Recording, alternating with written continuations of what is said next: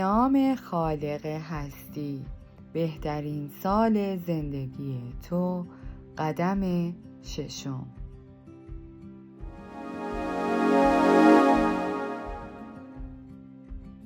عامل جادویی.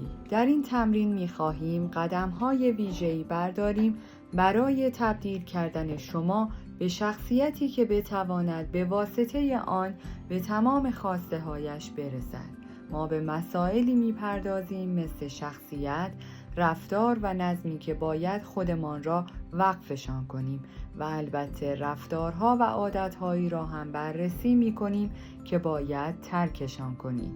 در این بخش می‌فهمیم چگونه می‌توانیم به انسانی تبدیل شویم که بتواند به تمام اهدافش برسد.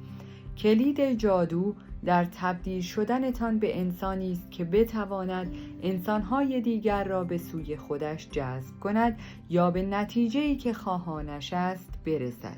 از مثالی که در پاراگراف بعد بیان می‌کنم استفاده کنید تا بتوانید ابعاد این عامل جادویی را بهتر درک کنید و از آن برای رسیدن به اهدافتان سود ببرید. دقت کنید که بعد از هر مثال جاهای خالی را طبق اهداف و رفتارتان در زندگی تکمیل کنید. هدف شماره 1. مثال: افزایش $1000 حقوقتان در سال آینده. توصیف کلی از انسان که باید به آن تبدیل شوم. در این قسمت به اون چیزی که میخواین تبدیل بشین یک قلم و کاغذ میارین و مینویسین. مثال: من ذهنم را با ایده ها و الهام هایی تغذیه میکنم که باعث حمایت و تقویت قدرت شور و عشق در من میشه. مثال: من بدنم رو به خوبی تغذیه میکنم و با 4 روز ورزش در هفته به یک انسان پر انرژی و شاداب تبدیل شده‌ام. مثال: احاطه کردن خودتان با مربیان و انسان‌های همسن و سالی که سطح توقعات من را از زندگی بالا میبرند و باعث برانگیخته شدنم برای رسیدن به موفقیت‌های بیشتر و تعهد و نظم بیشتر میشوند. در این نقطه چین اون چیزی رو که میخوای الان نسبت به اون چیزی که من گفتم مینویسی. عادت‌ها یا رفتارهای جدیدی که باید شروعشان کنیم. مثال: هر روز صبح ساعت 5 از خواب بیدار شدن و آماده کردن ذهنتان با افکار مثبت و 30 دقیقه مطالعه کردن و 30 دقیقه به نوارهای آموزشی گوش دادن. مثال: سالم غذا خوردن به خصوص در وعده‌های صبح و خوردن یک صبحانه مقوی. مثال: 3 روز در هفته و روزی حداقل 30 دقیقه ورزش کردن.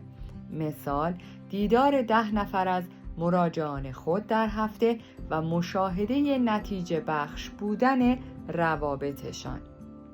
در اینجا نسبت به اون چیز قبلی که من گفتم جای خالی رو برای خودتون نسبت به خواسته های خودتون پر میکنیم.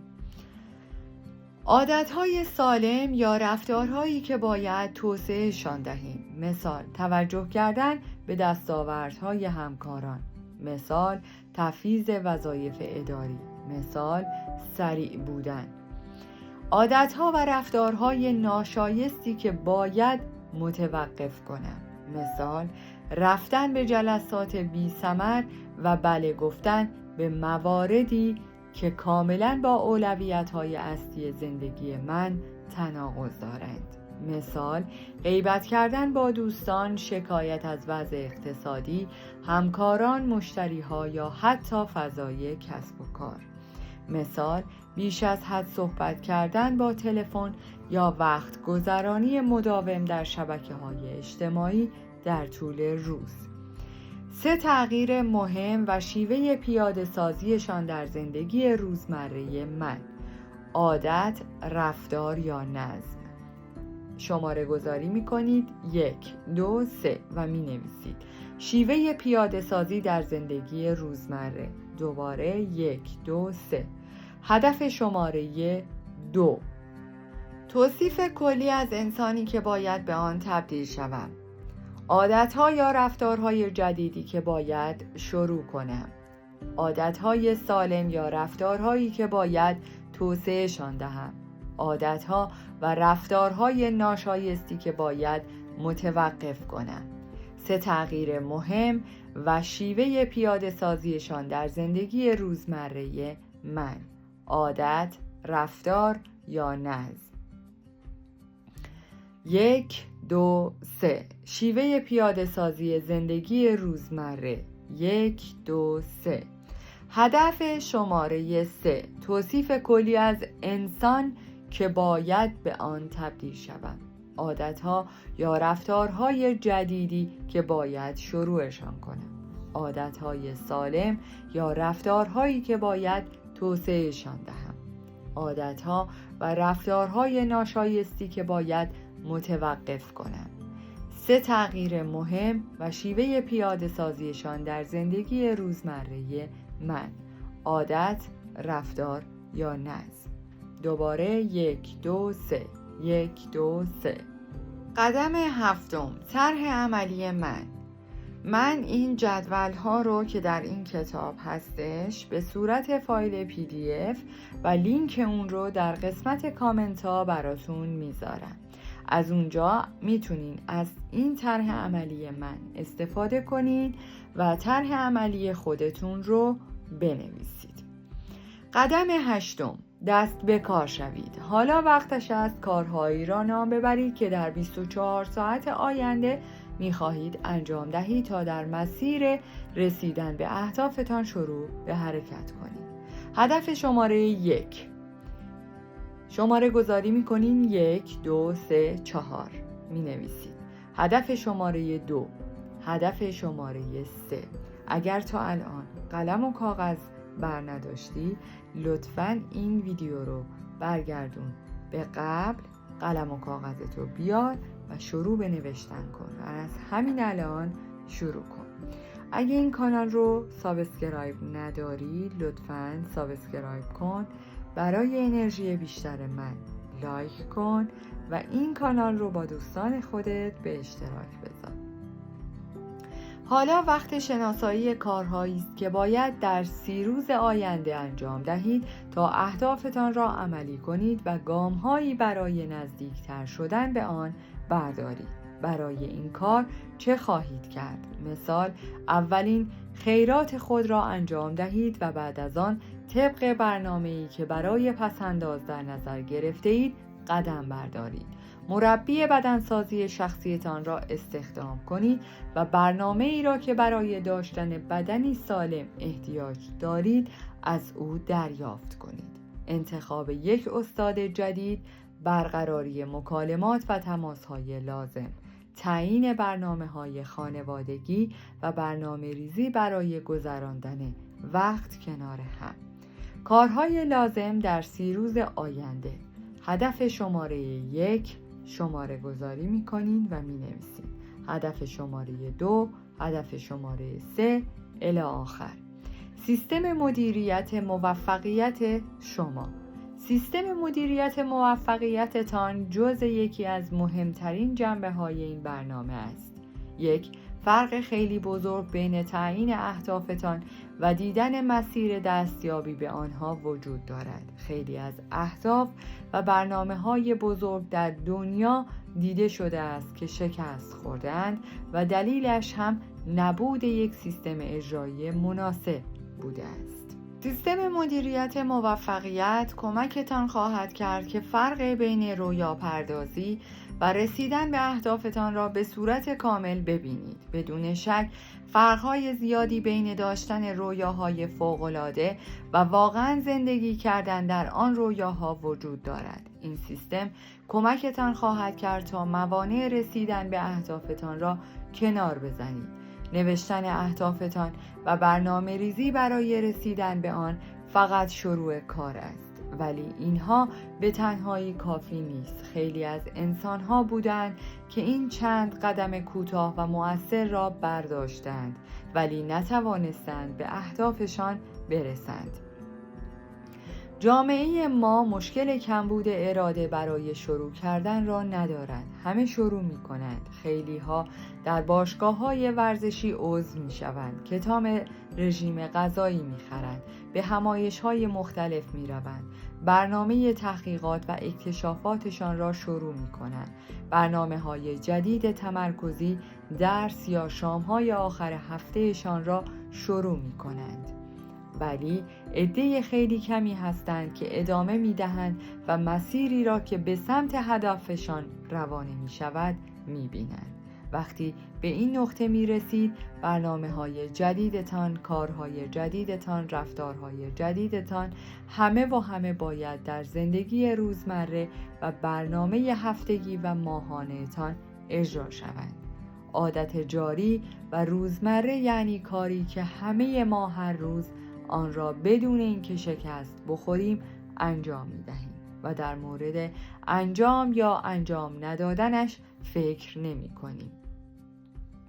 در نظر بگیرید در انجام کاری موفق بوده اید، پس به احتمال خیلی زیاد برای انجام دادن آن یک روالی را در نظر گرفته اید. چگونه به خاطر می سپارید که باید دندانهایتان را سالم نگه دارید، یا چگونه هر روز به فرزندانتان برای لباس پوشیدن و غذا خوردن و سر وقت به مدرسه رفتن کمک می کنید.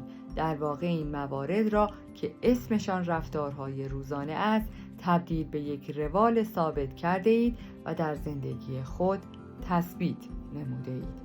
همه ما یک روال خوب را برای خود برنامه ریزی می کنیم تا به واسطه آن سالم باشیم. اگر ما به شکل مداوم و همیشگی بخواهیم نسبت به هر قدم روزانه‌ای که برمی‌داریم فکر کنیم، درست کردن صبحانه، بردن بچه‌ها به مدرسه، سر کار رفتن و هزار کار دیگر زندگی دائم متوقف می‌شد. آریستوتل میگوید ما همان چیزی هستیم که به صورت روزانه و مداوم انجامش می‌دهیم. جان مکسول هم در مصاحبه‌ای گفته است شما هیچ وقت نمی‌توانید زندگیتان را تغییر دهید مگر اینکه در روزمرگیتان تغییری به وجود آورید. رمز موفقیت در پیدا کردن یک روزمره مناسب است. تعریف تعهد این است کاری را که در یک حالت روحی خوب قبول کرده اید انجامش دهید. بعد از گذشت زمان از انجامش منصرف نشوید. به همین خاطر است که به سیستم مدیریت موفق احتیاج دارید. کافی است تنها از این سیستم استفاده کنید و به آن متعهد شوید تا بعد از آن متوجه شوید این سیستم چگونه شما را از همه آنهایی جدا می کند که رویا پردازی می کنند یا فقط اهدافشان را در زندگی مشخص می کنند. این سیستم کمکتان خواهد کرد که تصویر درستی از یک خانه رویایی، تعطیلاتی فوق‌العاده، حمایت بدون دریغ از خانواده یا مراکز خیریه و هر چیزی داشته باشید که تمایل به رسیدن به آن را در خودتان احساس می کنید و مسیر رسیدن آن را هم هموار و مشخص خواهید کرد. در واقع سیستم مدیریت موفقیت مثل یک قطب نماست و شما را در مسیر درست برای رسیدن به اهدافتان هدایت خواهد کرد. همانطور که قبلا هم توضیح داده بودم، یک هواپیما که از مقصد لس آنجلس به نیویورک می رود اگر فقط 1% از مسیر مشخص شده اش در ابتدای پرواز منحرف شود، باعث طی شدن مسافتی بیش از 70 کیلومتر بیش از آنچه که در نظر گرفته شده است خواهد شد. نکته قابل توجه در این مورد آن است که بیش از 80% پروازهایی که این مسیر را طی می‌کنند در طول سفرشان دچار انحراف می‌شوند. البته هر بار که پرواز کمی از مسیر اصلیش منحرف می‌شود، گردشنمای کامپیوتری کابین خلبان انحراف را تصحیح می‌کند و هواپیما را در مسیر صحیح قرار می‌دهد. در ضمن اگر هواپیما در مسیرش با شرایط ناگهانی نظیر آب و هوای نامساعد روبرو شود، این گردشنما کمک خواهد کرد که هواپیما تا حد امکان در مسیر مستقیمی که قبلاً در نظر گرفته شده است حرکت کند. در طی سفر شما به سمت اهدافتان هم شرایط کم و بیش به همین شکل است و بیش از 80% انسان‌ها از مسیرشان منحرف می‌شوند. کلید موفقیت این است که موقعیت‌یاب داخلیتان را بشناسید و تنظیم کنید تا همیشه در مسیر نگهتان دارند. شما هم مثل هواپیما ممکن است با شرایط خارجی که انتظارش را نمی‌کشید روبرو شوید و به همین خاطر به سیستمی احتیاج دارید که راهنماییتان کند و در مسیر درست قرارتان دهد تا به اهدافتان برسید. این کاری است که سیستم مدیریت موفقیت برایتان انجام خواهد داد. در پایان از شما دوستان عزیزم می‌خواهم برای حمایت بیشتر ما کانال ما را به دوستان خود معرفی کنید. برای انرژی بیشتر ما رو لایک کنید و برای ادامه پرقدرت‌تر سابسکرایب. تا درودی دیگر، درود و 200 بدرود.